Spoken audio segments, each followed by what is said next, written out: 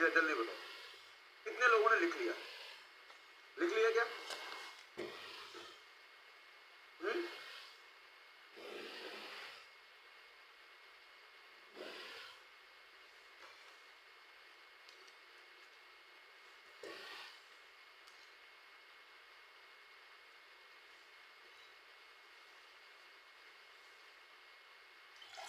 लिख लिया? ठीक है, कितना परसेंट लिख पाए? 100%, 80%, 90%, 70%, कितना लिख पाए? क्या सारा फ्लो में लिख लिया? सारा फ्लो में लिख लिया, सारे फॉर्मूले लिख लिए? या सिग्मा बराबर NE square tau by m से लेके J बराबर सिग्मा E तक लिख दिया? क्या J बराबर सिग्मा E तक लिख दिया? बहुत बड़ी बात है, ये पढ़ाने वाले की खासियत है कि तुम्हें सारा फॉर्मूला याद करा दिया थे। सिर्फ पढ़ाया ही नहीं, सारा फॉर्मूला याद करा दिया। पढ़ाने वाले की खासियत है। तुम्हारी खासियत होती तो तुम में से कुछ नहीं याद कर पाते ना, और तुम में से सब लोग 90-100% कैसे याद कर पाए? पढ़ाने वाले की खासियत है, उसने इस तरीके से पढ़ाया है, ऐसे फ्लो में पढ़ाया है, इस तरीके से दिमाग में सेट किया है कि सबको याद हो गया। देखो 70%, 90%, 95%, 100%, 100%, 97%, जो भी है, पढ़ाने वाले की देखो कितनी महान बात है, मुझे नहीं, इतना बढ़िया जोरदार तरीके से पढ़ाया है, सबको याद करा दिया। छोटो गधे घोड़े सबको बराबर कर दिया, है कि नहीं? अगर मैं किसी कंडक्टर का टेम्परेचर बताऊं, ये कंडक्टर का टेम्परेचर बता दूं, तो टेम्परेचर बढ़ाने से होता क्या? जैसे मैं टेम्परेचर बढ़ाऊंगा, अगर मैं यहाँ पे डिटेल में कंडक्टर के बारे में बात करूँ, कंडक्टर के बारे में बात करूँ, तो कंडक्टर का जब मैं टेम्परेचर बढ़ाऊंगा, तो टेम्परेचर इंक्रीज करने से क्या होगा? तो टेम्परेचर इंक्रीज करने से इलेक्ट्रॉन की थर्मल एनर्जी बढ़ जाएगी। तो इलेक्ट्रॉन की थर्मल एनर्जी बढ़ जाएगी। Thermal energy of electron will increase. Thermal energy of electron will increase. Thermal energy of electron will increase. क्या होगा? थर्मल एनर्जी ऑफ इलेक्ट्रॉन बढ़ेगी। अगर मैं टेम्परेचर बढ़ाऊंगा तो थर्मल एनर्जी बढ़ जाएगी। अब थर्मल एनर्जी बढ़ने से डायरेक्टली उसकी स्पीड बढ़ जाएगी। स्पीड बढ़ जाएगी तो रैंडमनेस बढ़ेगा तो बेटा रिलैक्सेशन टाइम टाउ डिक्रीज हो जाएगा। मतलब जल्दी जल्दी टकराएगा तो उसको एक स्ट्रीम लाइन में लेके ले जाना मुश्किल होगा। बोलो, स्ट्रीम लाइन में ले जाना मुश्किल होगा तो उसकी कंडक्टिविटी क्या होगी? डिक्रीज, और रेसिस्टिविटी क्या होगी? इंक्रीज। मैं फिर से समझाता हूँ, यहाँ पे एक एग्जांपल से समझाते हैं। मान लो कि यहाँ पर 50,000 बच्चे बैठे हैं क्लासरूम में, ऑफलाइन क्लास चल रही है, 500 बच्चे बैठे हैं, 50,000 प्रैक्टिकल भी नहीं लगता, 500 बच्चे बैठे हैं। Only 500 students are sitting in the classroom. 500 students sitting in the classroom, है ना? बढ़िया से क्लास चल रही है ना, 500 बच्चे सामने बैठे हैं, मैं बोर्ड पे पढ़ा रहा हूँ, बढ़िया से बच्चे पढ़ रहे हैं। अचानक से मेरे पास फोन आया, है ना, फोन आया, मैंने फोन उठाया, हेलो, हाँ,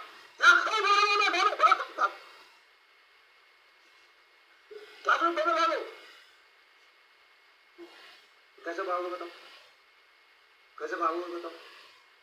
सर गेट की है, तो मान लो एक ही गेट है पूरे क्लासरूम में, वो यहाँ है, और सबसे पहले तो मैं भाग गया यहाँ से। बोर्ड तुमको छोड़ छाड़ के, देखो कितने लवेबल बच्चे, तो मैं यहाँ पे पढ़ा रहा था, और यहाँ पे गेट है। सबसे पहले तो मैं भाग गया, और यहाँ पे सबसे पहले छोड़ छाड़ के मैं भाग गया। कौन है? भागोगे? भाग गया।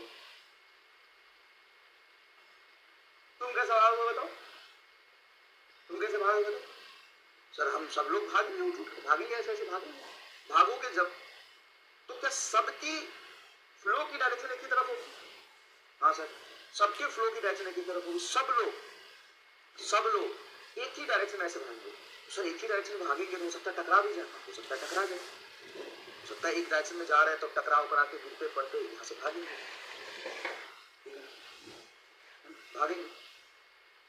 एक डायरेक्शन में से भागेंगे।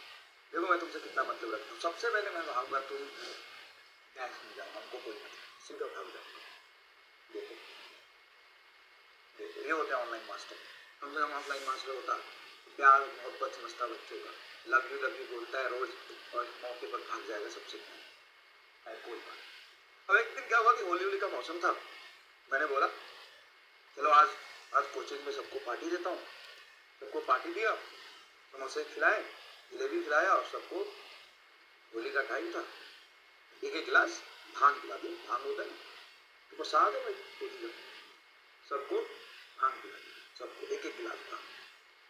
और फिर मैं पढ़ाने लग गया एकदम बढ़िया से, मतलब भांग पिला दी। 11 बजे से शुरू हुआ भांग के। अब फिर चाहे मेरे पास फोन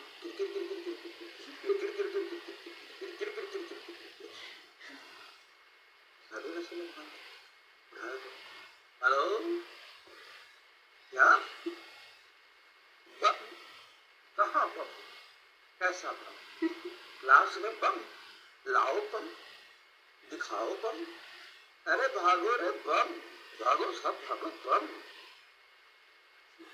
मैं भागी नहीं। बम? कहाँ है बम?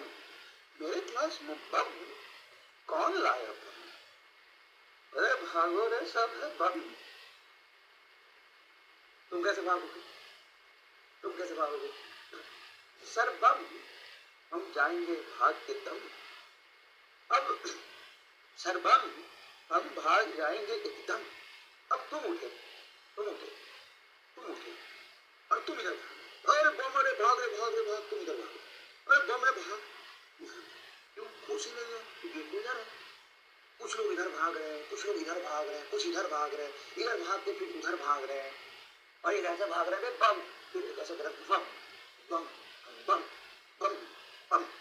तो क्या यहाँ पे ये क्लासरूम खाली करना आसान होगा?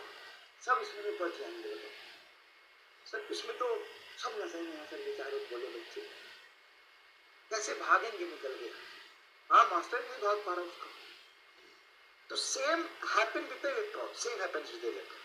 जब इलेक्ट्रॉन नॉर्मल स्टेट में है तब उसको एक डायरेक्शन में बोलूंगा भागो तो सब इलेक्ट्रॉन एक तरफ भागेगा, under the condition of applied electric field. लेकिन जब टेम्परेचर बढ़ा दिया, मतलब इलेक्ट्रॉन कोई भागता नहीं चल। अब मैं बैटरी लगा रहा हूँ, बोल रहा हूँ कि भाई इधर जा, इलेक्ट्रॉन सारा नीचे जा, तो उसके रैंडमनेस बहुत बढ़ जाती है। जैसे हम मांग रहे हैं हमारी रैंडमनेस बढ़ गई, इलेक्ट्रॉन का टेम्परेचर बढ़ने से रैंडमनेस बढ़ जाएगी, और जब रैंडमनेस बढ़ जाएगा तो उसको एक डायरेक्शन में मूव कराना बहुत मुश्किल है। सोचो उसको एक डायरेक्शन में मूव कराना बहुत मुश्किल होगा। मतलब उसकी रेसिस्टिविटी बढ़ गई। देखो एज टेम्परेचर इंक्रीजेस, देखो एज टेम्परेचर इंक्रीजेस, टेम्परेचर बढ़ रहा है। एज टेम्परेचर इंक्रीज, जैसे टेम्परेचर बढ़ा, as temperature increases thermal energy of electron will increase. Thermal energy of electron will increase. Thermal energy electron का क्या होगा? बढ़ जाए। थर्मल एनर्जी इलेक्ट्रॉन का क्या होगा? बढ़ जाए। थर्मल एनर्जी जैसी बढ़ेगी स्पीड बढ़ेगी। थर्मल एनर्जी जैसी बढ़ेगी तो उसकी स्पीड बढ़ेगी। स्पीड बढ़ेगी तो रैंडमनेस बढ़ेगा। रैंडमनेस बढ़ेगा तो जल्दी टकराएगा। तो डायरेक्शन में ले जाना मुश्किल है, मतलब उसकी मुश्किल है उसको फ्लो कराना। तो कंडक्टिविटी घट गया, कंडक्ट नहीं करा पा रहे, रेसिस्टिविटी बढ़ गया। समझ में आएगा? फील आगे गए, बताओ। तो जैसे ही मैंने टेम्परेचर बढ़ाया तो रैंडमनेस बढ़ा, तो रिलैक्सेशन टाइम जो होता है ना वो घट गया, जल्दी बुलाई तो उसकी कंडक्टिविटी घट गई और रेसिस्टिविटी बढ़ गई। और जब हम टेम्परेचर कम करेंगे तो रैंडमनेस कम होगा। रैंडमनेस कम होगा मतलब दो के कोलिजन के बीच में टाइम बढ़ेगा, और कोलिजन के टाइम में बढ़ेगा तो कंडक्टिविटी बढ़ जाएगी। अच्छा वैसे भी कंडक्टिविटी क्या होगा? सिग्मा बराबर n e square tau by. अगर टाउ बढ़ गया तो कंडक्टिविटी बढ़ जाएगा। कंडक्टिविटी बढ़ना मतलब रेसिस्टिविटी घटना। उसको रट के नहीं आप एक्सरसाइज दे सकते हैं, आपको समझना ही पड़ेगा।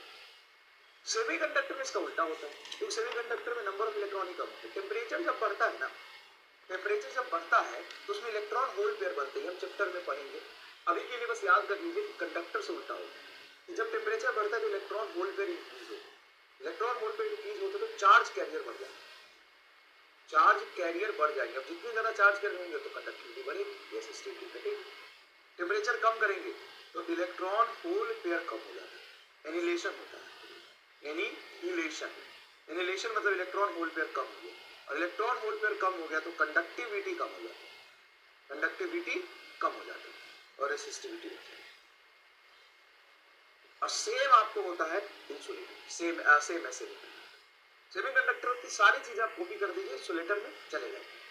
ठीक है, ठीक है, क्लियर है क्या? सवाल करेंगे, बहुत सारे करेंगे, ठीक है ना, बहुत सारे करेंगे। चलिए करंट डेंसिटी को थोड़ा और समझाते हैं। जैसे मान लो कि एक ऐसा कंडक्टर वायर है, एक ऐसा वायर है, चलो पहले छोटा लेते हैं, थोड़ा मोटा वायर, थोड़ा और, ठीक है, पर सबसे ना करंट सेम फ्लो कर रहा है। यहाँ पे करंट फ्लो कर रहा है, उसका क्रॉस सेक्शन एरिया ए, यहाँ पे बेटा क्रॉस सेक्शन एरिया है 2a, करंट फ्लो कर रहा है आई, यहाँ भी करंट फ्लो कर रहा है आई, और करंट क्रॉस सेक्शन एरिया है 3a। अब अगर मैं आपसे पूछूं कि सर इतने ही एरिया से आई करंट फ्लो कर रहा है तो करंट डेंसिटी हो जाएगा आई बाई ए, यहाँ पे करंट डेंसिटी हो जाएगा आई बाई 2a, और यहाँ पे करंट डेंसिटी हो जाएगा आई बाई 3a। तो कौन सी करंट डेंसिटी सबसे ज्यादा है? तो यहाँ पे आई करंट फ्लो कर रहा है 3a एरिया से, मतलब आपका J3 सबसे कम होगा, J2 ज्यादा होगा और J1 सबसे ज्यादा होगा। यही करंट डेंसिटी का फील। करंट डेंसिटी मतलब करंट कितना डेंस होकर फ्लो कर रहा है, मतलब इलेक्ट्रॉन्स कितने पास पास कंसंट्रेटेड होकर चल रहे हैं। जितने कम एरिया होगा करंट डेंसिटी उतना ज्यादा, जितने बड़े एरिया से करंट फ्लो करेगा करंट डेंसिटी उतना ही कम होगा। करंट डेंसिटी मतलब rate of directional flow of charge, current density मतलब rate of directional flow of charge. ऐसे पाइप का कंसेप्ट समझो, तो पाइप में वाटर करंट होता है, उसी तरीके से यहाँ पे इलेक्ट्रिक करंट। पाइप में जब वाटर करंट फ्लो करता है तो आप जब पाइप का क्रॉस सेक्शन एरिया बहुत कम कर देते हो तो क्या वहां से करंट वाटर की डेंसिटी बढ़ जाती है।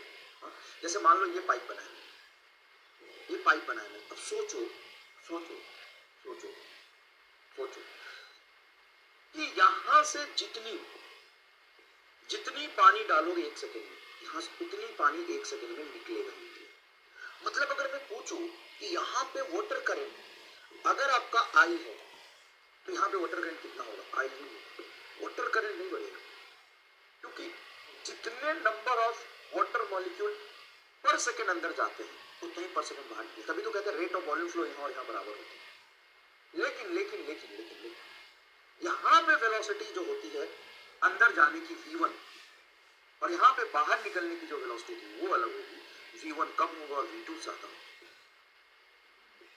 है ना। और जो डेंसिटी है वाटर मॉलिक्यूल की यहाँ पे क्या होगी, मतलब पास पास में डेंसिटी तो नहीं बढ़ती क्योंकि वाटर की डेंसिटी कांस्टेंट ही रहेगी, लेकिन वहां पे समझ सकते हो वेलोसिटी के टर्म्स में। और यहाँ पे भी J बराबर जब हम लिखते हैं NE, A को हटा दो V, तो देखो किसी एक कंडक्टर में अगर वो आयरन का कंडक्टर है तो चार्ज ऑफ इलेक्ट्रॉन और N कांस्टेंट ही रहेगा, क्या बोलो, किसी एक कंडक्टर के लिए। कॉपर और आयरन को कंपेयर नहीं कर रहे, हम कॉपर और कॉपर को कंपेयर, मतलब सिंपल एक वायर है। तो अगर N सेम तो क्या करंट डेंसिटी है ये, current density directly proportional to drift velocity. जहां पे ड्रिफ्ट वेलोसिटी ज्यादा होगा वहां पे करंट डेंसिटी भी ज्यादा होगी। जहां आप, और दोनों इनवर्सली प्रोपोर्शनल टू क्या होगा, एरिया। दोनों इनवर्सली प्रोपोर्शनल टू क्या होगा, एरिया। दोनों इनवर्सली प्रोपोर्शनल टू क्या होगा, एरिया। ठीक है। यहाँ पे डेंसिटी, वाटर की डेंसिटी अलग चीज होती है ना, वो करंट डेंसिटी अलग, वाटर की डेंसिटी तो सेम रहती है ना बेटा। पानी है तो पानी निकलेगा, दूध तो निकलेगी। बस मैं ये रिलेट करके समझा रहा था कि वाटर करंट यहाँ पे और यहाँ पे सेम रहेगा। जैसे मान लो कि तुम ऐसा एक कंडक्टर जोड़ते हो ऐसा, और इसको बैटरी से जोड़ दिया। अब यहाँ पे करंट मान लो I1 और यहाँ पे करंट I2 है। अब इन दोनों करंट में रिलेशन बताओ कौन ज्यादा कौन कम। करंट I1 और I2 बराबर हो, क्योंकि पर सेकेंड जितने इलेक्ट्रॉन अंदर जाएंगे उतने पर सेकेंड इलेक्ट्रॉन बाहर निकलेंगे। अच्छा, एक करंट कैरिंग वायर है, ठीक है ना। अब करंट कैरिंग वायर का अगर मैं नेचर देखूं, चार्ज पूछूं, करंट कैरिंग वायर का चार्ज, तो करंट कैरिंग वायर का चार्ज कैसा होता है? पॉजिटिव, इलेक्ट्रॉन मूव करते हैं उसमें से, निगेटिव या न्यूट्रल। और क्या पूछ रहा हूं? Charge of current carrying wire, charge of current carrying wire, current carrying wire, carrying wire, charge of current carrying wire. ये बताओ, option A positive, option B negative, option C neutral. Charge of current carrying wire थोड़ा बहुत अगर पढ़ा होगा आपने 8, 9, 10th में या भी कभी भी, तो charge of current carrying wire बताइए। चलिए ठीक है, charge of current carrying wire,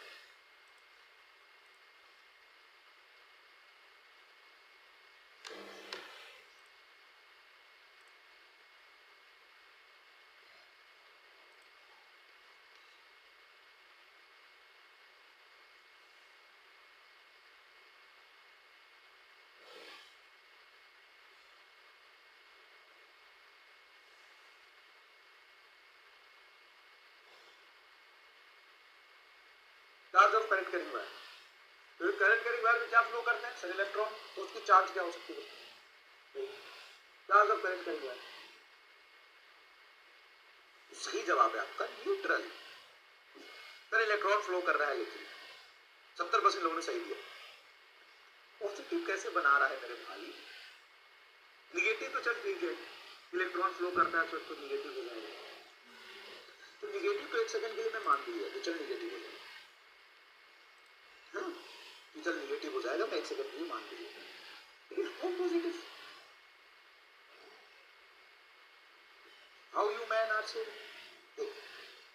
होता क्या है कि कंडक्टर, तो कंडक्टर न्यूट्रल ही देते हैं, जितने पॉजिटिव चार्ज है उतने निगेटिव चार्ज है। फिर मान लें कि 2 पॉजिटिव चार्ज है तो 2 इलेक्ट्रॉन। अब होता क्या है कि बैटरी इलेक्ट्रॉन को यहाँ से उठाता है, बैटरी इलेक्ट्रॉन को यहाँ से उठाता है, बैटरी इलेक्ट्रॉन को यहाँ से उठाता है, बाहर से उठाते हैं इलेक्ट्रॉन। ये देखो अब क्या, बैटरी इलेक्ट्रॉन यहाँ से उठाता है, बाहर निकालता है, फिर ऐसे वहां देख इलेक्ट्रॉन को अंदर, फिर इलेक्ट्रॉन को ऐसे अंदर, ऐसे करंट फ्लो, ऐसे करंट।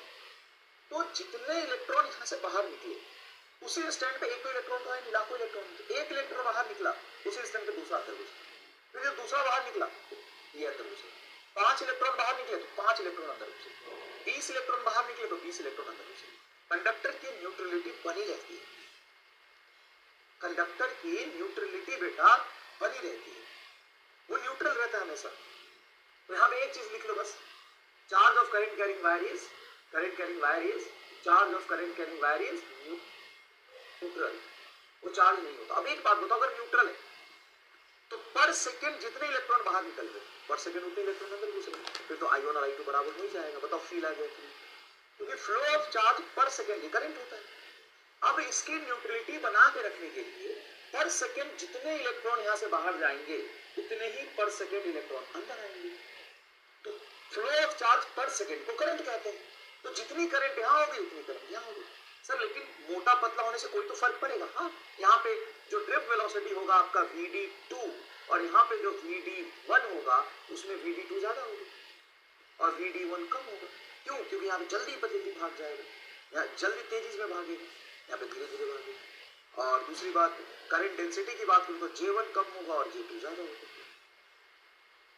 पर सेकंड जितने इलेक्ट्रॉन यहाँ से निकलेंगे पर सेकंड उतने इलेक्ट्रॉन अंदर जाएंगे। फील आया इस बात का? तो करंट ऐसे वायर में सेम फ्लो करता है। अब यहाँ पे बात करते हैं कि J बराबर तुम्हारा है I/A, तो एक्चुअल में तुम्हारा I जो होता है ना वो स्केलर होता है, लेकिन एरिया और करंट डेंसिटी दोनों वेक्टर है। तो हम क्या कहते हैं कि I बराबर हमारा डिफाइंड होता है J vector dot A vector, J vector dot A vector. J is the current density, current density, current density is a vector physical. अगर ये वेक्टर है इसकी डायरेक्शन होगी, हम डायरेक्शन अलोंग फ्लो ऑफ करेंगे, डायरेक्शन अलोंग फ्लो ऑफ करेंगे, जिधर current flow कर रहा उसी की तरफ इसकी डायरेक्शन होती है ना, उसी की तरफ इसकी डायरेक्शन। तो इसका यूनिट क्या हो जाएगा? इसका यूनिट हो जाएगा एम्पियर मीटर स्क्वायर। जैसे मान लो ये वायर है और वायर ऐसे टेढ़ा काट, तो इसकी एरिया किधर होगी? इधर, लेकिन करंट वैसे फ्लो करेगा। तो ये I और ये एंगल है, ठीक है, करंट वैसे ही जाएगा, करंट की डायरेक्शन जिधर करंट है उधर ही तुम्हारा क्या होगा, करंट डेंसिटी, इधर करंट है उधर ही करंट डेंसिटी, इधर करंट डेंसिटी उधर एरिया। आई की जो वैल्यू होगी वो हम लिख सकते हैं जे वेक्टर डॉट ए वेक्टर, यहां से आपको ये फॉर्मूला लिखना, इससे ज्यादा। अब यहाँ पे सवाल आएंगे तो इसी पर बेस्ड सवाल है। तो इस बोर्ड पर मैंने 3 पार्ट में आपको पढ़ाया है। पहला पार्ट करंट डेंसिटी का सिंपल क्यों दिलाया, यहाँ पे करंट डेंसिटी, यहाँ पे करंट डेंसिटी, यहाँ पे करंट डेंसिटी, क्या होगा अगर तीनों में करंट सेम जा रहा है तो, ठीक है। उसके बाद मैंने ऐसे वायर में करंट फ्लो करके दिखाया आपको, यहाँ करंट का वैल्यू बताया, करंट डेंसिटी का बताया, ड्रिफ्ट वेलोसिटी का बताया। देखिए ड्रिफ्ट वेलोसिटी का, ये देखिए करंट डेंसिटी का, ये तीनों समझाया है ना। और आई बराबर जेड और ए होता है, वो वाली बात।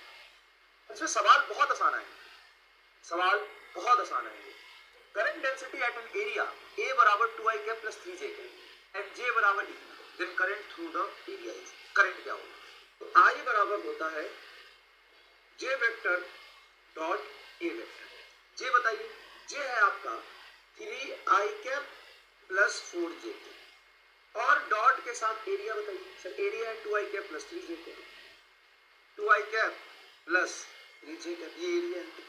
जब आप डॉट प्रोडक्ट लेंगे 3i का 2i के साथ लेंगे तो 3 दूना 6 बनेगा, i का j के साथ 0, j का i के साथ 0, j का j के साथ 1, तो 4 के 12 बनेगा। 12 6 18 एम्पियर का करंट फ्लो करेगा। ऑप्शन है क्या 18। वो एरिया तुम्हारे mm स्क्वायर में था, तो ये 10 का पावर माइनस 6 मीटर स्क्वायर हो जाएगा, इसलिए माइक्रो एम्पियर। माइक्रो एम्पियर का रीजन समझ में आ गया, ये एरिया का यूनिट mm स्क्वायर है, mm स्क्वायर को, और वहां पे मीटर स्क्वायर है, तो 10 का power minus 6 metre square cancel हो जाएगा, एम्पियर बचेगा।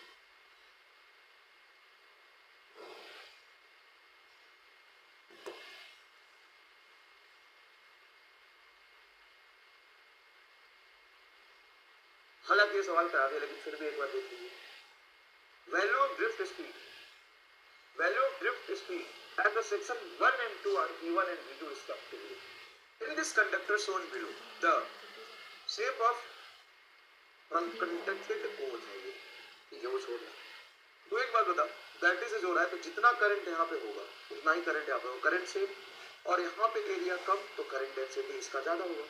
ड्रिफ्ट वेलोसिटी vd बराबर होता है I बराबर n e a vd। और इस तरह के कंडक्टर में क्या करंट सेम, हाँ सर, एनी सेम है, हाँ सर, ये दोनों सेम हुए कि नहीं हुए, यहाँ पर और यहाँ पर, क्योंकि एनी तो प्रॉपर्टी है और आई तो सेम है ही, आई तो सेम है ही, दोनों जगह आई सेम है, तो ये वाली चीजें सेम हो गई, तो drift velocity inversely proportional to आपका एरिया आ गया। एरिया कम वहाँ पे ड्रिफ्ट वेलोसिटी ज्यादा, यहाँ पे एरिया कम तो ड्रिफ्ट वेलोसिटी v1 ज्यादा, v2 कम। सिंपल, एकदम सही, कोई प्रॉब्लम नहीं सर, कोई प्रॉब्लम नहीं, कहीं कहीं से दूर दूर तक कोई प्रॉब्लम नहीं, दूर दूर तक कोई प्रॉब्लम नहीं। चलिए अब रेसिस्टेंस के बारे में बातें करते हैं, रेसिस्टेंस के बारे में बात करते हैं, है ना, वेरिएशन ऑफ रेसिस्टेंस। रेसिस्टेंस पे अपन पीएचडी करेंगे, रेसिस्टेंस की क्या कहानी। एक बात, इतना मैंने सुरंग बनाया, आटे से भरा हुआ सुरंग बनाया ऐसे, और एक सुरंग बनाया मैंने ऐसे, अब तुम्हें बोल दिया दोनों में चलने के लिए, ऐसे कांटे लगे और यहाँ भी कांटे लगे, सेम कांटे लगे, सेम टाइप का सुरंग, सेम लेंथ, इस सुरंग का एरिया कम, इस सुरंग का एरिया थोड़ा ज्यादा। अब बताओ किस सुरंग में तुम्हारे लिए चलना आसान होगा, किस सुरंग से तुम्हारे लिए चलना आसान होगा। तुम ये रहे बेचारे, तुमको जाना तो है,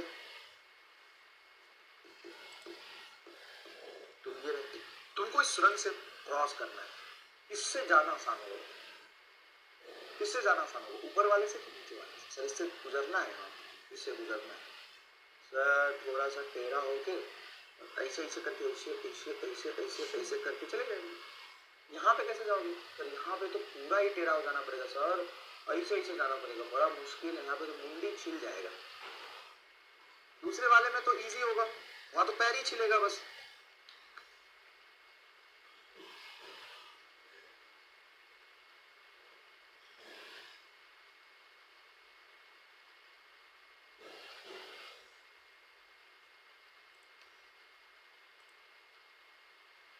ये क्या,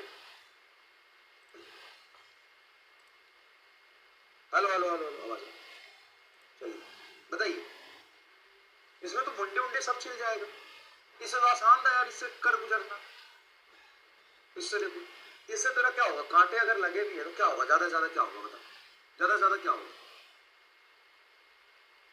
ज्यादा से ज्यादा क्या होगा, इसमें कांटे लगे भी तो ज्यादा से ज्यादा क्या होगा, थोड़ा टेढ़ा होंगे और ऐसे ऐसे कूदते चले जाएंगे। इसमें क्या होगा, इसमें सब पैर ही छिलेगा और इसमें तो पूरा मुंडी छिलेगा, पूरा मुंडी छिलेगा भाई साहब। ऐसे जगह रगड़ के जाएंगे, वो कुई कुई कुई कुई कुई कुई कुई रगड़ के जाना पड़ेगा, रगड़ के जाना पड़ेगा। बताओ हाँ कि ना, बताओ हाँ कि ना, बताओ हाँ कि ना। तो देखो, हमने सेम कांटे लगाए, सेम लेंथ रखा, लेकिन इसकी क्या करी, एरिया ज्यादा है और इसकी एरिया कम है, तो इससे जाना आसान है। मतलब ये कम रेसिस्टेंस ऑफर कर रहा है। रेसिस्टेंस का मतलब होता है अपोजिंग कैपेसिटी, रोकने की क्षमता। इसकी रोकने की क्षमता कम है, इसकी रोक ज्यादा है। मतलब resistance is directly proportional to 1/8। मान लो कि मैं ऐसा ही सुरंग सेम एरिया वाला यहां तक बना और ऐसे कांटे लगा दो, बताओ किससे जाना इजी है? सर अभी भी इसी से जाना इजी है, क्योंकि कम लेंथ तक है, हम तुरंत पार कर जाएंगे। इससे तो पार करते करते कहीं गिर गए तो मुंडी छिलना तय है। कितना एक पैर में पूरा गादी करेंगे। मान लो यहाँ से चले, एक पैर में कांटा लगा, फिर बचा लिए, फिर दूसरे पैर में कांटा लगा, तो फिर तो मुंडी छिलना तय है। सिंपल सी बात है। तो जैसे ही एरिया सेम रखते लेंथ बना, तो resistance directly proportional to length होता है। अच्छा सा ठीक है। अब मान लो एक और ऐसा लगाया और इसमें भाई साहब ऐसे ऐसे कांटे लगा दिए। अब बताओ इसका रेसिस्टेंस कम है, सर इसका एरिया और एरिया बराबर, हाँ, इसका भी लेंथ और इसका भी लेंथ बराबर, हाँ, इसका ये छोटे छोटे कांटे और ये ऐसे कांटे ऐसे। बता, चल के दिखा, बड़ा मुंडी घुसा के चल जा रहा था इसमें, चल के दिखा, चल के दिखा इसमें,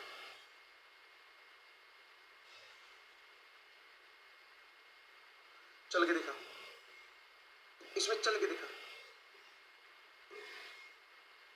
इसमें चल के दिखाओ।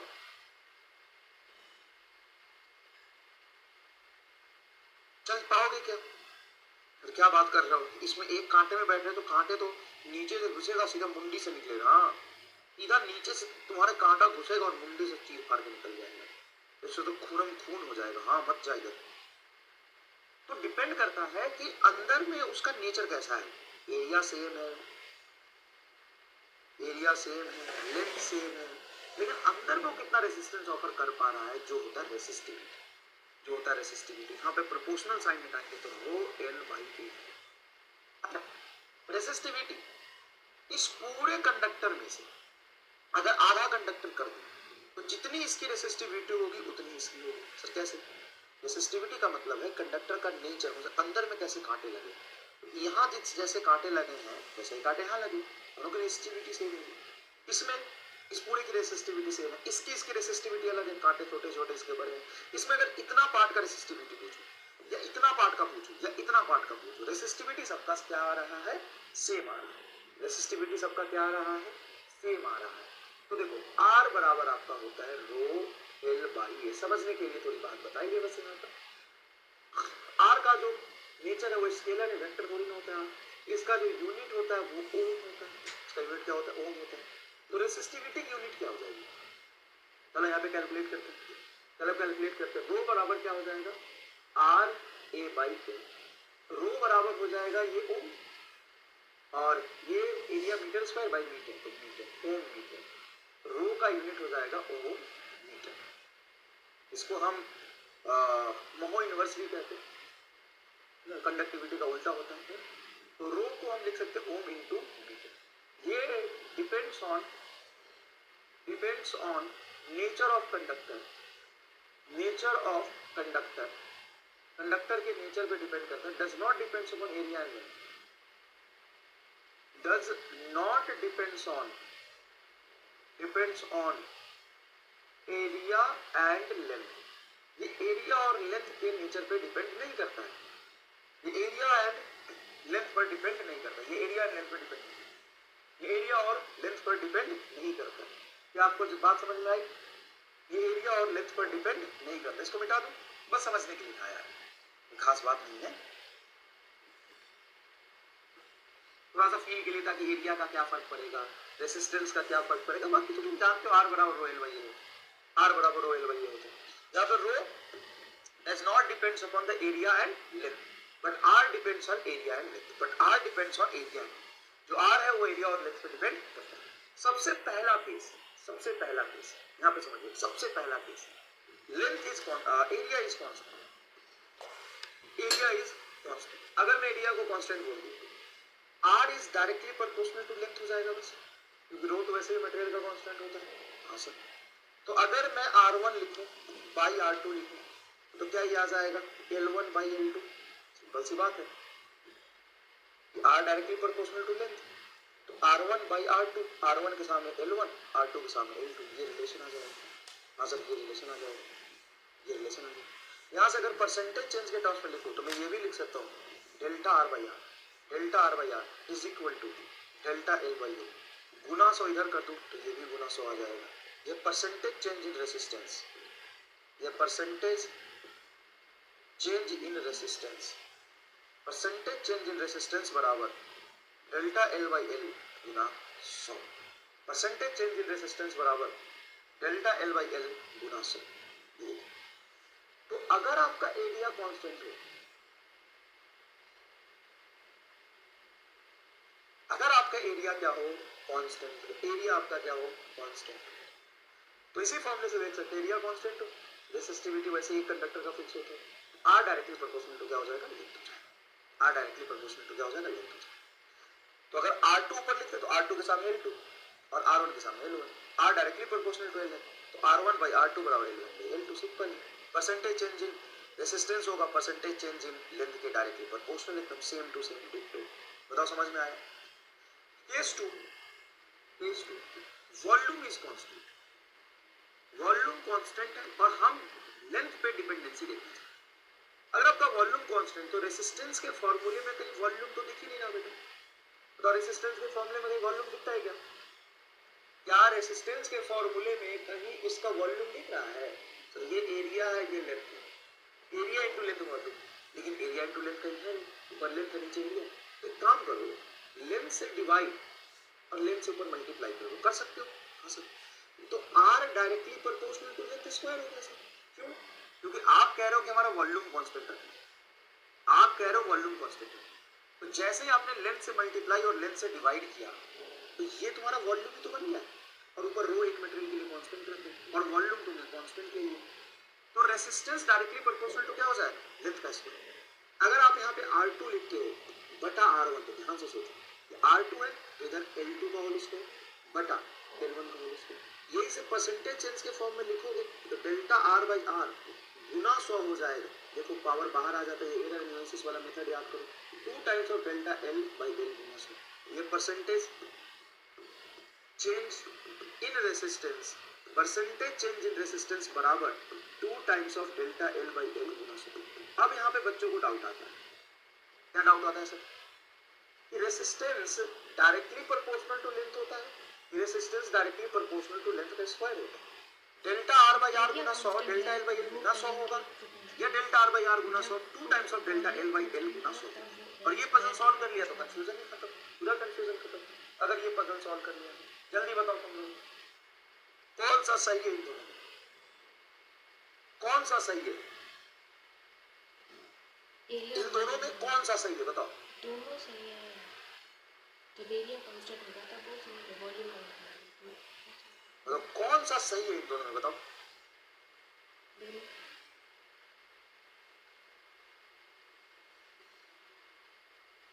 कौन सा सही है इन दोनों में? दोनों सही है. किस बात पर डिपेंड कर रहा है सर? इस बात पर डिपेंड कर रहा है कि आप एरिया कांस्टेंट रख के लेंथ देखते हैं या वॉल्यूम कांस्टेंट रख के लेंथ देखते हैं. अब अगर मैं बेटा केस 3 लिखूं और इसमें मैं बोलूं कि मेरा लेंथ कांस्टेंट, सिर्फ क्या कांस्टेंट है? Length constant. तो R बराबर होता है रो L बाई ए और लेंथ कांस्टेंट रख देते हैं पूरा टर्म कांस्टेंट. तो R इनवर्सली प्रोपोर्शनल टू ए. देखो बेटा ऐसा है कि R इनवर्सली प्रोपोर्शनल टू ए है. तो यहाँ पे अगर मैं R1 लिखूंगा तो A1 नीचे आएगा, अगर यहाँ पे R2 लिखूंगा तो नीचे A2 आएगा. मतलब जिसका रेजिस्टेंस उसी का एरिया. जैसे मैं लिखता हूँ यहाँ पे R2 तो यहाँ पे नीचे आएगा ना A2 और बटा R1 लिख लो तो यहाँ आएगा A1. ये रिलेशन हो गया. एरिया एरिया चेंज कर दिया भाई, लेंथ को कांस्टेंट रख, तो R2/R1 हो जाएगा A2 ऊपर थी। और यहां से अगर तुम देखो तो डेल्टा R/R गुना 100 बराबर माइनस डेल्टा A/A गुना 100। सिंपल सी बात है, एरर एनालिसिस का मेथड लगाएंगे, जितना परसेंट आप एरिया में चेंज करोगे उतना ही परसेंट आपका रेजिस्टेंस चेंज होगा निगेटिव साइन के साथ। निगेटिव मतलब ये घटेगा तो ये बढ़ेगा, ये बढ़ेगा तो ये घटेगा। अच्छा, ये सारी चीजें कब सही है? स्मॉल चेंज के लिए। लार्ज चेंज का मेथड कैसे लगाएंगे? कन्वेंशनल मेथड आप जानते होंगे, जो पार्शियल डिफरेंशिएशन का मेथड वो छोटे चेंज में लगता है। yes. अब अगर मैं यहाँ पे केस 3 देखता हूँ, केस 3 देखता हूँ, यहाँ पे मैं वॉल्यूम कांस्टेंट, क्या कांस्टेंट रखता हूँ बेटा? वॉल्यूम। और वॉल्यूम कांस्टेंट रखूंगा तो R बराबर होता है रो L/A। अब बताओ वॉल्यूम कांस्टेंट रखना है और एरिया पे डिपेंडेंसी देखनी है, तो काम करिए सर, ऊपर भी एरिया से मल्टीप्लाई और नीचे भी एरिया से मल्टीप्लाई। अगर ऊपर नीचे एरिया से मल्टीप्लाई करेंगे तो साफ साफ आपको दिख जाएगा कि लेंथ इनटू एरिया वॉल्यूम और वो भी आपका मटेरियल का नेचर, मतलब ये पूरा टर्म कांस्टेंट। तो resistance is inversely proportional to area का स्क्वायर। मतलब यहाँ पे अगर R2 लिखते हो तो नीचे आपका आएगा A2 का स्क्वायर। यहाँ पे आप R1 लिखते हो तो यहाँ पे आएगा A1 का होल स्क्वायर। आप समझिए स्क्वायर वाला कंडीशन क्या कहते हैं, समझ रहे हो आप? स्क्वायर कैसे है, समझ रहे हो आप? स्क्वायर कैसे है, देख रहे हो? स्क्वायर कैसे है, देख रहे हो भाई? स्क्वायर कैसे, देख रहे हो स्क्वायर कैसे आ रहा है? हाँ sir, R2/R1 is equal to A1/A2 का whole square. R2/R1 is equal to A1/A2 का होल स्क्वायर, इसे स्क्वायर आ रहा है। यहां से अगर आप देखें डेल्टा R/R गुना 100 तो क्या हो जाएगा? -2 times of delta A minus 2 times of delta A/A Guna 100। Sir बहुत मजा आ गया, एकदम बहुत मजा। अब इसमें कॉम्प्लिकेशन और बढ़ जाता है। सर क्या कॉम्प्लिकेशन बढ़ जाता है पता है? वो तुमसे बोलेंगे कि जब लेंथ कांस्टेंट है तो रेडियस पे कैसे डिपेंड करेगा ये बताओ। और रेडियस पे कैसे डिपेंड करेगा? तो एरिया बराबर, देखो वायर तो हम सिलेंड्रिकली लेते हैं, अगर इसकी रेडियस r है तो एरिया बराबर पाई r स्क्वायर हो जाएगा। मतलब इनवर्सली प्रोपोर्शनल टू, यहाँ पे r का पावर 4 लिख दे तो कोई सॉरी r का स्क्वायर लिख दे तो कोई दिक्कत, क्योंकि एरिया पाई r स्क्वायर, पाई तो कांस्टेंट है। यहाँ पे ये डेल्टा R/R गुना 100 हो जाता है, 100 हो जाता है -2 डेल्टा R/R गुना 100, मतलब रेडियस का स्क्वायर है तो 2 गुना आ जाएगा। और यहाँ पे इनवर्सली प्रोपोर्शनल टू 1/r का पावर 4 आएगा, क्यों? एरिया का स्क्वायर, एरिया में पाई r स्क्वायर होता है, उसका स्क्वायर तो r का पावर 4। यहाँ पे जब लिखोगे डेल्टा R/R गुना 100 तो ये हो जाएगा -4 गुना डेल्टा A/A। तुम्हें पता है पिछले 10 साल की अगर मैं बात करूं तो उसमें कम से कम 3 से 4 क्वेश्चन आ सकते थे इस पूरे बोर्ड पे जो मैंने एनालिसिस कर लिया। तो मैं बड़े प्यार से बाद में मैंने ये वाला पार्ट तो आपको पिरोया, देखिए पहले मैंने समझा एरिया कांस्टेंट है तो लेंथ के प्रोपोर्शनल, तो सीधा लेंथ के प्रोपोर्शनल R1 तो L1, R2 तो L2, सिंपल बात है। वॉल्यूम कांस्टेंट है तो लेंथ के स्क्वायर के प्रोपोर्शनल, लेंथ कांस्टेंट है तो एरिया के इनवर्सली प्रोपोर्शनल और रेडियस के स्क्वायर के इनवर्सली प्रोपोर्शनल। वॉल्यूम कांस्टेंट है तो radius resistance inversely proportional to area के स्क्वायर, मतलब रेडियस के पावर 4 प्रोपोर्शनल। डेल्टा R/R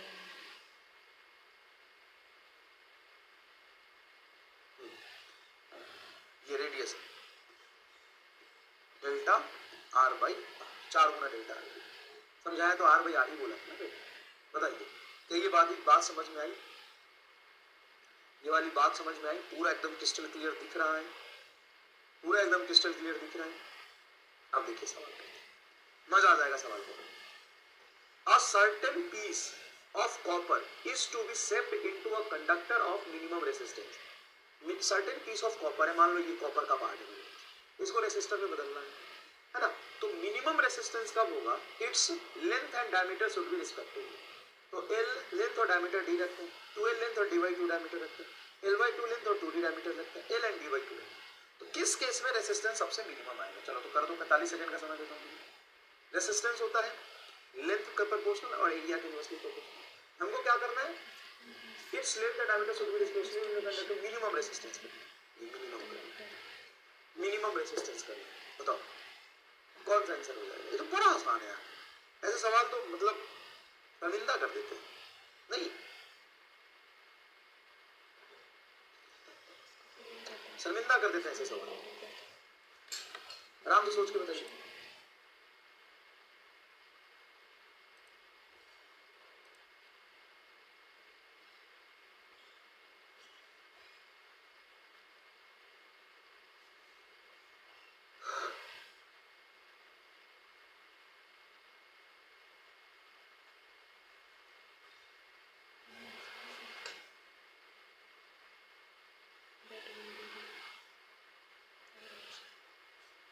ऐसे सवाल शर्मिंदा कर देते हैं।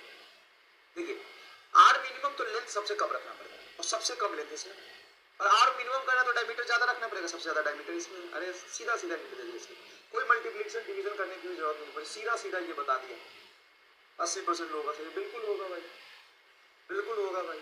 चलिए देखिए, a wire of resistance x ohm, देखिए a wire of resistance x ohm, x ohm उसका रेसिस्टेंस है। ड्रॉन आउट, तो उसको खींचा, खींचने पे, पीटने पे, हार्मिंग करने पे हमारा वॉल्यूम कांस्टेंट है। ड्रॉन आउट मतलब उसको खींच रहा है तो वॉल्यूम कांस्टेंट होगा, ये कंडीशन याद रखिए। So that its length is increases twice of its original length, मतलब लेंथ क्या हो गया उसका double, and new resistance becomes 20 ohm, then x will be, volume constant होता है तो रेसिस्टेंस प्रोपोर्शनल टू क्या होता है, एल स्क्वायर। तो पहले रेसिस्टेंस एक्स था तो लेंथ मान लीजिए उसका एल था, अब बाद में रेसिस्टेंस हो गया 20, तो बाद का लेंथ हो गया तुम्हारा इनिशियल लेंथ का होल स्क्वायर, 2 एल स्क्वायर। अब ध्यान से देखेंगे, एल स्क्वायर से एल स्क्वायर तो कैंसिल होगा, 2 का स्क्वायर 4, तो x बराबर 20/4 मतलब 5 ओम, 5 ओम आंसर आ। बताओ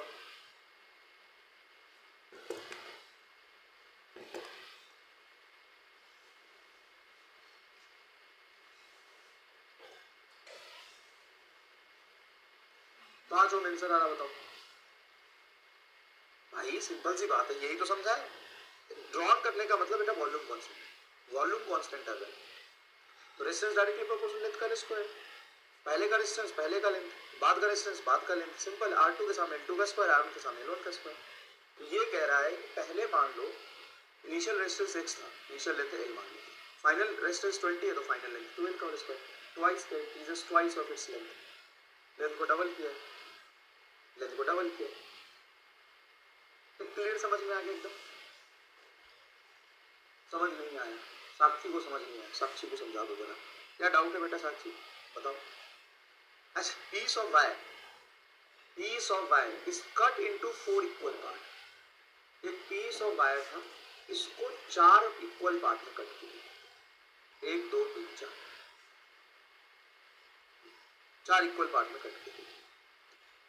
piece of wire cut into 4 equal part, cut into 4 equal, 4 equal part में कट कर लिया।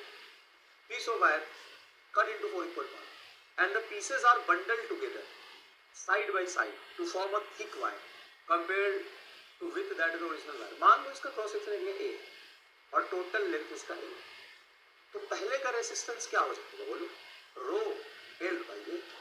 अब आपने क्या किया कि लेंथ को 1/4 कर दिया और 1 2 3 4 चारों बंडल को यहाँ चिपका दिया। मान लो चारों बंडल को यहाँ पे चिपकाओगे तो इसका एरिया 4 गुना बढ़ा कि नहीं बढ़ा? हाँ सर, तो रो एरिया लिखोगे 4 और लेंथ लिखोगे L बाई 4, तो अगर rho L by A into 4 गुना 4 16, रो L बाई A को R बोल सकते हैं, इसको R बोल सकते हैं, तो R बटा 16 हो जाएगा, मतलब 1/16 as much the initial value. अब खूब ऐसे सवाल पूछते हैं, अरे बेकार पूछते हैं।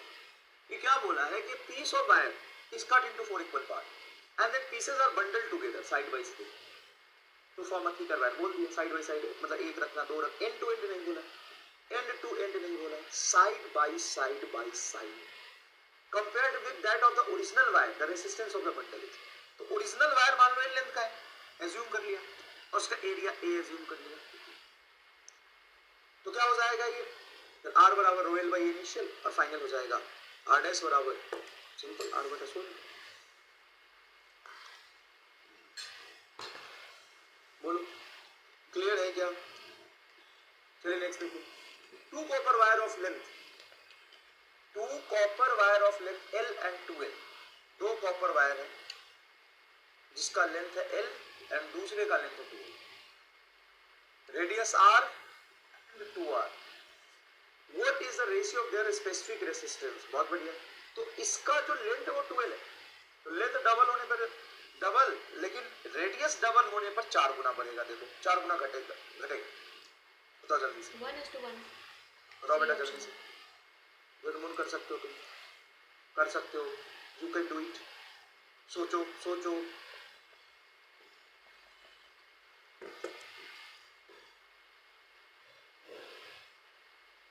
You can do it,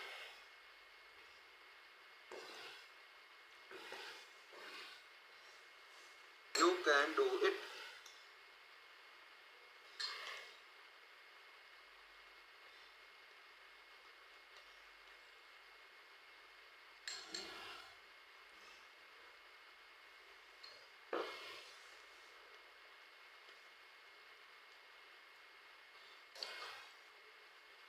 You can do it.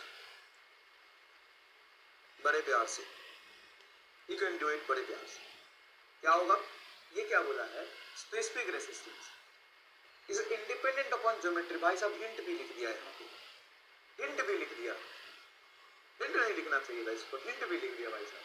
वो भी सिर्फ 71% बच्चे कर पाए, 16% बच्चे ये कह रहे हैं, हिंट भी लिख दिया। तो हे भगवान, कहाँ है आप? धरती पर आने का समय हो गया भगवान। 11 और 16 लगभग कितना परसेंट होता है? 26-27% लोगों का जवाब है resistivity does not depends on geometry. ये तो बताया है, आंसर जब आपके सामने दिया है तो भी 25% लोग गलत करेंगे और कहेंगे कि सर हमको समझ नहीं आया। आपको समझाने के लिए प्रभु सिर्फ धरती पर आएंगे तभी हो सकता है। प्रभु स्वयं धरती पर आ रहे हैं, आप इंतजार करिए, आ रहे हैं प्रभु आ रहे। Two wire A and B of same material, मतलब रो से, having radius in the ratio 1:2, carry current in the ratio for the ratio of drift speed of the electron in A and B।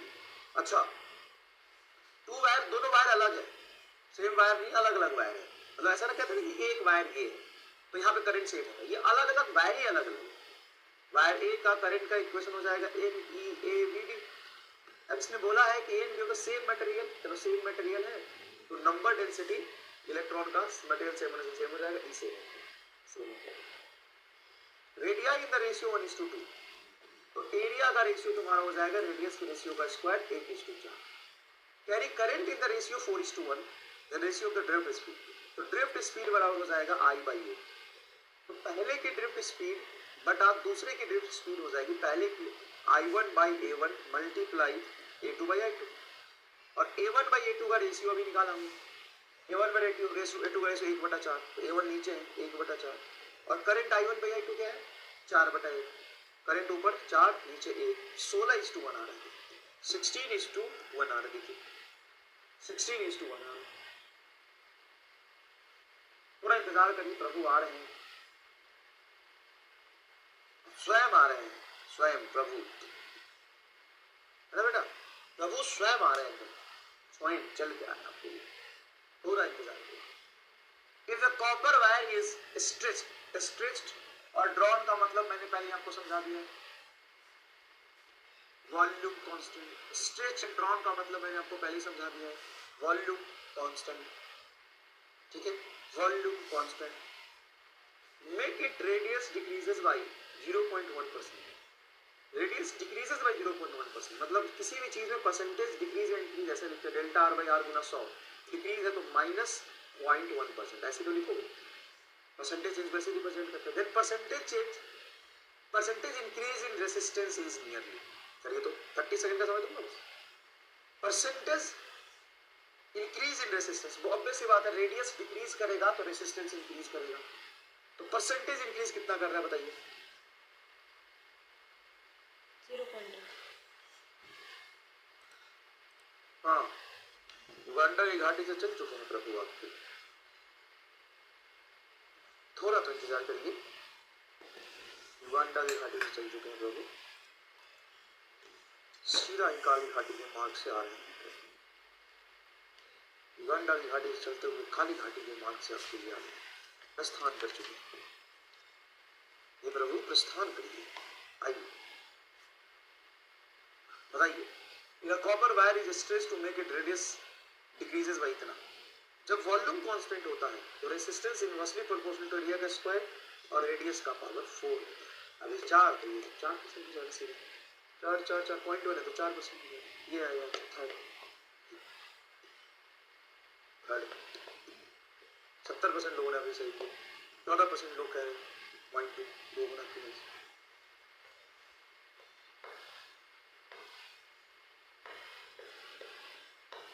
कैसे हो जाता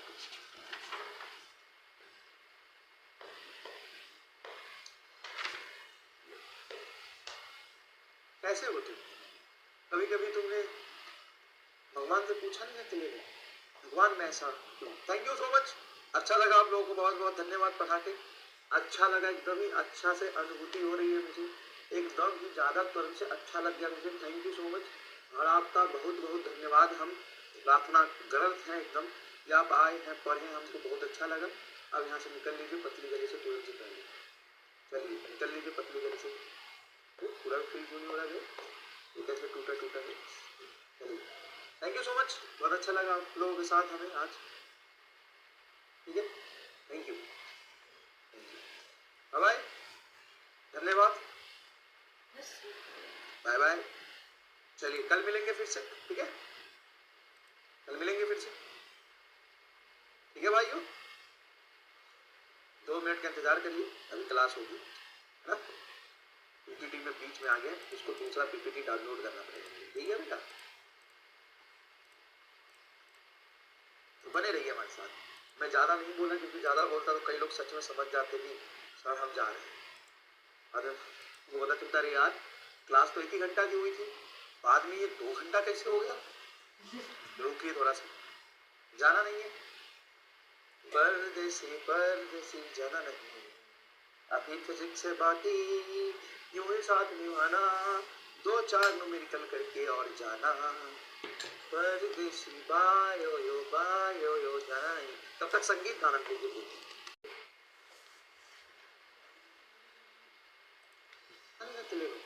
भगवान में ऐसा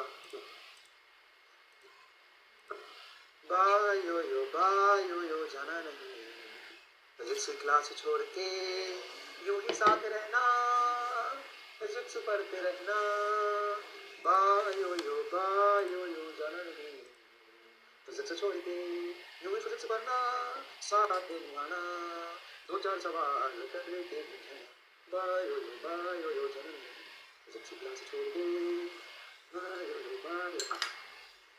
अब तब तक मधुर संगीत का आनंद लिया। अब कुछ ना आप कह रहे थे कि हमें सब की वही क्यों कैसा आता है, वो बहुत सारी फॉर्मूले थे, तो कुछ वो करके दिखाएंगे आपको, है ना। और आगे हम लोग पढ़ेंगे, ठीक है, संगीत का आनंद लिया।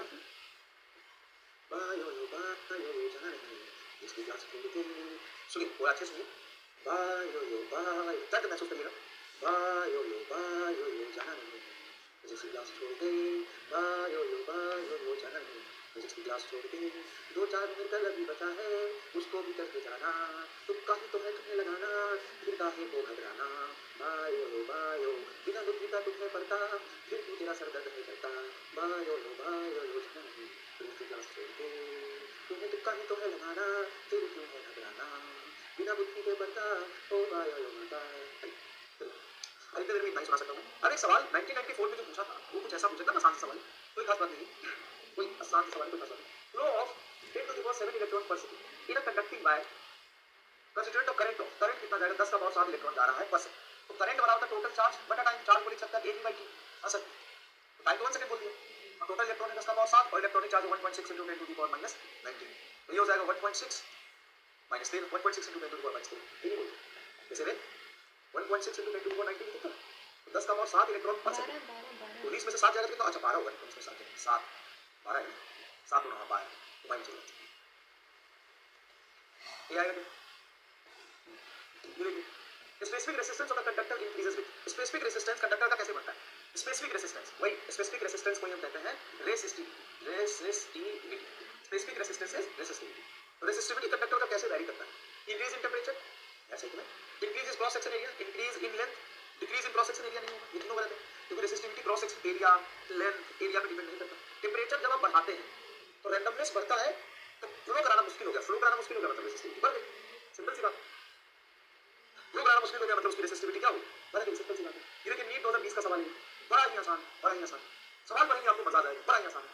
Charge particle having drift velocity 7.5 into 10 to the power minus 4 meter per second, drift velocity metre per second drift velocity in an electric field of इतना, electric field of इतना, has mobility इतना of, has mobility in meter square, अच्छा unit area mobility, has mobility in, ऐसा unit में mobility क्या है, तो हम जानते हैं mobility is equal to drift velocity per electric field, और drift velocity को दिया 7.5 into 10 to the power minus 4 और electric field दिया 3 into 10 to the power minus 2, तो 3 से काटूंगा तो भाई 2.5 into 10 to the power 6, 2.5 into 10 to the power 6 ये आ गया, हाँ ये आ गया, दूसरा इज करेक्ट आंसर, दूसरा इज करेक्ट आंसर, दूसरा इज करेक्ट आंसर,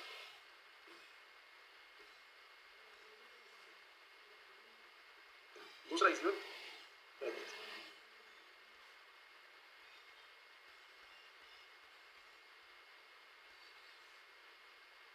क्लियर है क्या, क्लियर है क्या, ये क्या सवाल है, बहुत आसान है ना, और देखो ये नीट 2020 में पूछा है भाई, मैं क्या करूं, तुमने तो बोला कैसा सवाल आता है, कितने ऐसे सवाल आते हैं, इतना आसान है डायरेक्ट छोटे से फॉर्मूले बेस्ड, हाँ इतना आसान है डायरेक्ट छोटे से फॉर्मूले बेस्ड। ये देख नीट 2017 का सवाल है, नीट 2017 का सवाल है, the resistance of the wire is RO, resistance of the wire is RO if it's melted and stretched, मतलब मेल्टेड एंड स्ट्रेच्ड में क्या कांस्टेंट रहता है, वॉल्यूम कांस्टेंट रहता है, वॉल्यूम क्या रहता है, कांस्टेंट रहता है, 10 times of its original length, the resistance will be, the resistance is directly proportional to L square ना, और फाइनल लेंथ n टाइम्स बढ़ गया तो n स्क्वायर तुम्हारा, n स्क्वायर टाइम्स रेजिस्टेंस बढ़ेगा,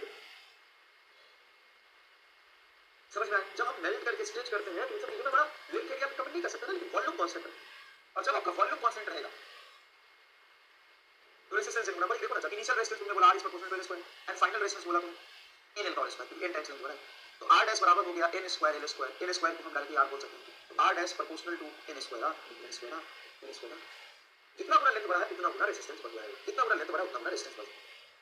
to wire and the same material का radius in the ratio current in the ratio, ये कभी अभी किया अपन, अभी किया अपन, चलिए ये देखिए नीट 2013 का सवाल है, नीट 2013 का सवाल जो टॉपिक पढ़ा उसको सारे पीवाईक्यू आपको बता दिया। A wire of resistance 4 ohm resistance stretched, इस स्ट्रेच्ड मतलब वॉल्यूम पर याद रखिए, to twice of is original length का होल स्क्वायर होगा और 2 गुना लेंथ कर दिया तो 4 गुना बनना चाहिए, in stretch wire would will be, बताओ तो क्या होगा, 30 सेकंड का पोल है मात्र, 30 सेकंड का पोल है मात्र, बताओ क्या होगा, 16 मेल्ट करने में वॉल्यूम नहीं बढ़ेगा, मेल्ट करके उसको फिर जैसे मेल्ट करते हो तो पानी बन गया, पानी में रेजिस्टेंस बढ़ जाएगा या लिक्विड में मेल्ट करके दूसरे स्ट्रक्चर में उसको लिया तो मटेरियल तो समझ में नहीं ना, सॉलिड लिया, melted and constructed in another same, जैसे मैं तुम्हें डिस्कस करके और खराब तुम कंप्लीट कैसे मैं सब छुड़ा दूं, मेरे पास इलाज है, मैं तुम्हें पूरा पिघला दूं और नए खांचे बना दूं, एकदम मतलब हां एकदम अप्सरा हो जाएगी, एकदम एकदम अप्सरा बनती है, वो वाली बात है ना, तो मेल्टेड मतलब ऐसा नहीं लिक्विड के फॉर्म में से बात कर, मेल्टेड एंड फिर समझ गए, चलो तो wire pressure 4 stretch to twice of its original, तो r is directly proportional to L square होता है, तो ट्वाइस मतलब डबल करके ले तो 2L का होल स्क्वायर मतलब 4 गुना रेजिस्टेंस हो जाएगा, पहले से 4 गुना और हो गया 16 में से करेक्ट आंसर, बताओ 16 में जो करेक्ट आंसर सेकंड आएगा, 84% लोग हैं ये सही, 84% लोग हैं ये सही, बताइए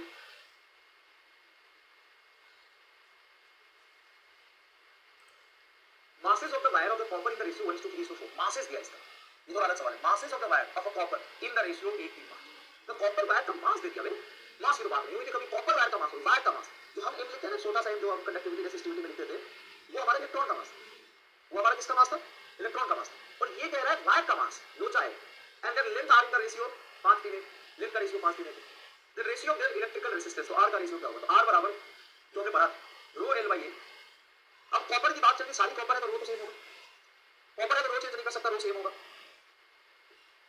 कॉपर है तो मैं रो चेंज नहीं कर सकता, रो तेरा सेम होगा, तो सही है वो सेम होगा, masses of the wire of copper in the ratio इतना, length of the ratio इतना, लेंथ का रेशियो दिया, एरिया दिया, मैं काम करता हूं लेंथ से मल्टीप्लाई और लेंथ से डिवाइड, तो r बराबर हो जाएगा रो L स्क्वायर बटा वॉल्यूम,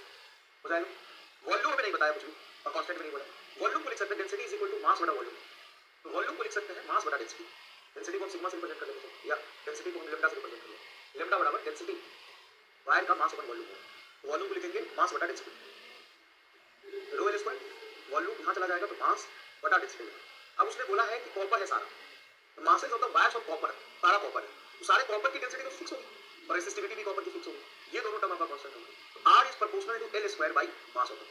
हम यहाँ पे वॉल्यूम किसका लिख रहे हैं, वायर का, वॉल्यूम को लिख सकते हैं मास बटा डेंसिटी, कॉपर है सारा तो डेंसिटी सबका सेम होगा, वॉल्यूम सेम हो जरूरी नहीं है, तो कॉपर है तो डेंसिटी सेम होगी, तो वॉल्यूम बराबर लिख सकते हैं mass into density, density same है तो ये रिलेशन आ गया। R1 R2 R3 जब हम लिखेंगे तो ये हो जाएगा L पहले का लेंथ L1 बाई पहले का लेंथ बताओ क्या है, length length length masses in the ratio length 5 बटा 1, ये 5 का होल स्क्वायर बटा 1, ये लेंथ हर रेशियो 5 5 का होल स्क्वायर बटा 1 इनटू दूसरा 3 का होल स्क्वायर बटा 3, तीसरा 1 का होल स्क्वायर बटा 5, ये आ रहा है। तो ये हो गया तुम्हारा 5 का होल स्क्वायर 25 और 3 से 3 इसका स्क्वायर कटेगा तो इसटू 3 इसटू 1 बटा 5, तब ऊपर 5 से गुणा करो, 25 25 125, 5 के 15 इनटू 5 बटा 5, मतलब इस सारे टर्म पे 5 से गुणा करके एक्स्ट्रा 125 15 इसटू 1, ये आंसर है। चौथा आंसर अच्छा सवाल है क्या, बताइए बेटा, अच्छा सवाल लगा थे। चलिए ये 2004 का सवाल है, 2004 का सवाल क्या कह रहा है, the electrical resistance of a certain wire of iron is R, certain wire of iron is R, ठीक है, electrical resistance of certain wire of iron, length and radius both are double, length and radius, radius double के area, radius double के, length and radius both are double, length and radius both are double, मतलब volume constant नहीं है, length and radius both are double, बताइए करके जल्दी करिए, बोल शुरू है।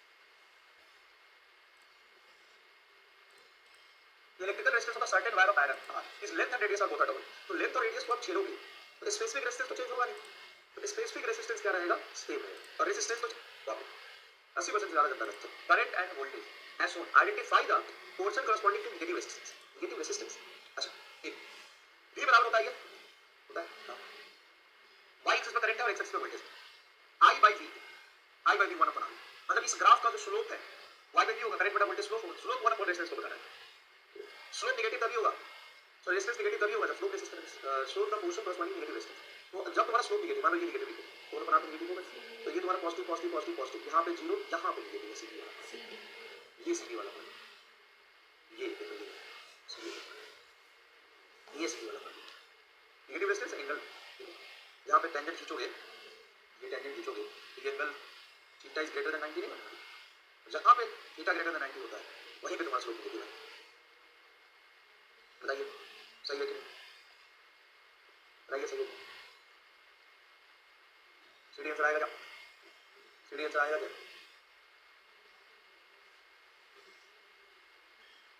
जल्दी बताइए, ओह चलिए नेक्स्ट देखिएगा भाई,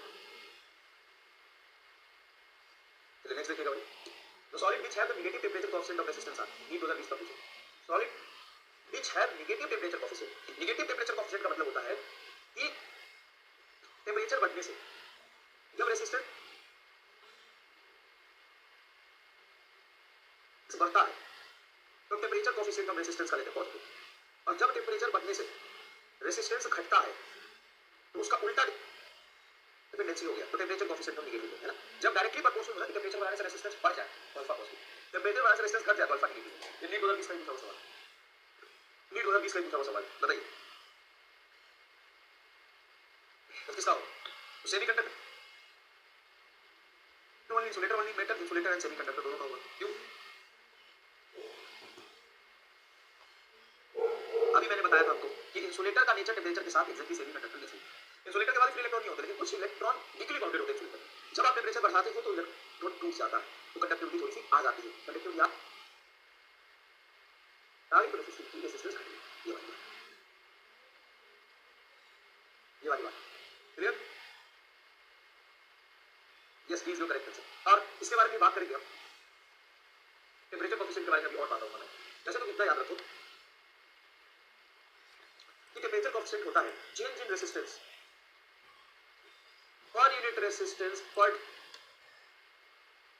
कि टेम्परेचर कोएफिशिएंट होता है same as coefficient of thermal expansion, same as coefficient of thermal expansion, thermal expansion same as coefficient of thermal expansion, उसी के जैसा होगा। याद है अल्फा एल क्या होता है, delta L by L into delta T, fractional change in length पर यूनिट रेजिस्टेंस टेम्परेचर, वही ना, fractional change in resistance per unit change in temperature.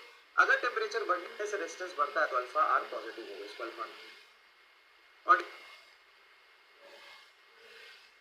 Temperature बढ़ने से रेजिस्टेंस घटता है तो अल्फा नेगेटिव होगा। क्लियर है क्या? चलिए नेक्स्ट देखिए, ये 2009 का सवाल है। The mean free path of electron in a metal is इतना, मीन फ्री पाथ इतना है, मतलब मीन फ्री पाथ मतलब दो कोलिजन के बीच का distance, mean free path, average free path of electron in a metal is इतना, दो कोलिजन के बीच का distance. Electric field which can given on an average 2 electron volt energy to an electron in a metal will be unit volt per meter। क्या बोले, the electric field which can give on an average 2 electron volt energy to the electrons in the metal will be in unit volt per meter। volt per meter किसका unit है याद है? volt per meter, याद करो E बराबर होता है dV by dA या dr, ये से देखो volt per meter electric field है। तुमसे बोला है कि कितना इलेक्ट्रिक फील्ड होना चाहिए जो इस पाथ में इलेक्ट्रॉन को चलते चलते इतनी एनर्जी देगी। श्योर, इतनी एनर्जी दे दे। इलेक्ट्रिक फील्ड कितना होना चाहिए इलेक्ट्रॉन को देना है, तो हम जानते हैं change in kinetic energy is equal to work done, and work done होता है फोर्स इनटू डिस्प्लेसमेंट। अगर मान लो इलेक्ट्रिक फील्ड है तो फोर्स लगेगा E इनटू कैपिटल E, और डिस्प्लेसमेंट मीन फ्री पाथ ये ना, जब तक वो दूसरे से कोलाइड ना कर जाए तब तो कितने देर तक मीन फ्री पाथ में चलेगा, ये मीन फ्री पाथ बराबर डेल्टा के। तो E बराबर हो गया तुम्हारा गेन इन काइनेटिक एनर्जी बटा स्मॉल e ड्यूल 2 इलेक्ट्रॉन वोल्ट बटा E फॉर इलेक्ट्रॉन, और लेंथ तुमको दिया 4 into 10 to the power minus 8। Electron से इलेक्ट्रॉन कट गया, और ये हो जाएगा तुम्हारा 0.5 10 का power 8, 0.5 into 10 to the power, इसको लिख सकते 5 into 10 to the power 7, third answer है, थर्ड आंसर है। यहाँ पे वर्क एनर्जी थ्योरम का थोड़ा सा कंसेप्ट लगेगा। देखो जैसे इलेक्ट्रॉन और ये इलेक्ट्रिक फील्ड, तो इस इलेक्ट्रिक फील्ड में इलेक्ट्रॉन एक्सेलरेट होगा, तो भाई साहब इलेक्ट्रॉन ये भागेगा, जब इलेक्ट्रॉन भागेगा भागेगा भागेगा तो दूसरे से कोलिजन करने से पहले तो कितनी एनर्जी गेन कर रहा है, क्योंकि कोलिजन के बाद तो कोलिजन का इफेक्ट पड़ेगा, तो कोलिजन करने से पहले कितनी एनर्जी गेन कर रहा है वो, कितना एवरेज एनर्जी। तो इतने फ्री पाथ में चलने से इतना एनर्जी गेन कर ले तो उसके लिए इलेक्ट्रिक फील्ड कितना होना चाहिए, तो change in kinetic energy is equal to work done. बताओ, change in kinetic energy is equal to work done, और वर्क डन क्या होता है, फोर्स इनटू डिस्प्लेसमेंट। तो मीन फ्री पाथ इलेक्ट्रॉन इतने देर तक ही फ्री चलेगा, उसके बाद तो कोलिजन हो जाएगा, उसके बाद तो बेटा कोलिजन होगा, ठीक है। तो ये रहा मीन फ्री पाथ, ये रहा kinetic energy into E vector, तो इलेक्ट्रिक फील्ड चाहिए तो E बराबर हो जाएगा चेंज इन काइनेटिक एनर्जी बटा E। एनर्जी तो दिया 2 electron volt, E for electronic charge होता है, तो E से निकल गया 2 बटा 4 into 10 to the power minus,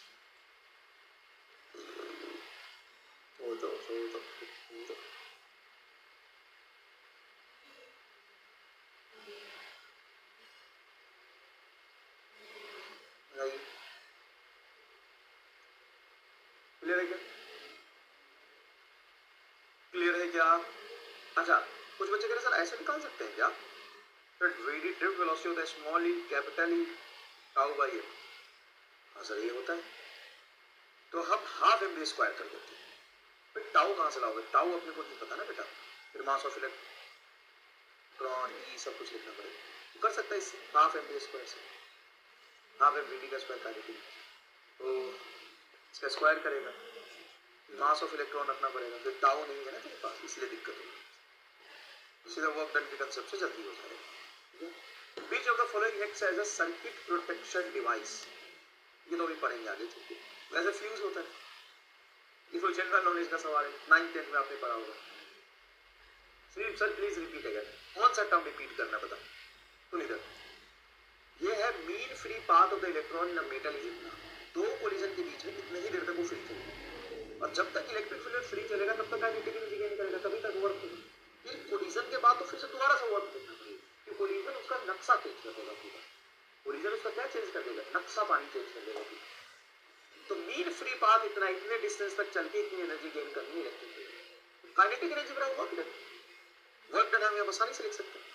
beach of flowing acts as a circuit protection device used by, ये तो 9th-10th का सवाल है, नीट 2019 में पूछा है। बाप रे, सच में तो मुझे लगा करंट इलेक्ट्रिसिटी से हद ही कर दी बेटा, ये स्टार्टिंग का part. Next, copper wire of length and cross section area इतना इतना इतना, देन रेजिस्टेंस इज मिनिमम, ये 1997 का सवाल है। रेजिस्टेंस मिनिमम कब होगा, तो रेजिस्टेंस मिनिमम तभी होगा जब लेंथ सबसे कम, तो लेंथ सबसे कम देखो ये L/2 और एरिया ज्यादा हो, थर्ड वाले wire of cross section area 2, third वाला the copper wire of length and cross section, length दिया हुआ है LA 2LA A/2 L/2 into 2A, wire of cross section area. Next देखिए, copper wire stretch to make its, ये करा दिया तुमको सवाल, ये करा दिया अपने आपको सवाल। ये देखिए, ये मान लो एक क्यूब है जो सिमेट्रिक नहीं है, सिमेट्रिक नहीं है, इसका साइड लेंथ है, ये है b और ये है हाइट से। अब यहाँ पे एक वायर जोड़ा और उसके पीछे एक वायर जोड़ा, पीछे मतलब थोड़ा सा और बढ़िया से बना देता हूँ मैं, इस तरह का है, ऐसा है, ऐसा, इस तरह, और साफ साफ तुमको दिया है कि ये लेंथ है a, समझना जाए, ये लेंथ है a और ये लेंथ है बेटा b, ये वाला लेंथ है b और ये लेंथ है c, ये लेंथ है c, ये लेंथ है c, ये लेंथ है c, देखिए लेंथ c, ये लेंथ है c, ये b और ये रहेगा। क्लियर? अब यहाँ पे जो वायर जोड़ा है ना, वो यहाँ पर जोड़ा है, इस वाले सेक्शन में, और यहाँ पे वायर जोड़ा है इस तरीके से, ऐसे। और इस क्यूबॉइड का हमसे रेजिस्टेंस पूछा है, जिसकी रेसिस्टिविटी इसकी रो है, मटेरियल की रेसिस्टिविटी रो, तो इसकी रेसिस्टेंस क्या होगी। तो ऐसा है कि जब यहाँ पे करंट पहुंचा तो करंट इस क्रॉस सेक्शन एरिया से चलना शुरू करेगा, इस क्रॉस सेक्शन एरिया से चलना शुरू होगा, ऐसे इस क्रॉस सेक्शन एरिया से चलना शुरू करेगा। तो जिस क्रॉस सेक्शन एरिया में करंट इंटर किया है, जिस क्रॉस सेक्शन एरिया में करंट इंटर किया, वो क्रॉस सेक्शन एरिया कितना है, वो क्रॉस सेक्शन एरिया है, देखो ये B और ये C, ऐसे, तो ये कितना हो जाए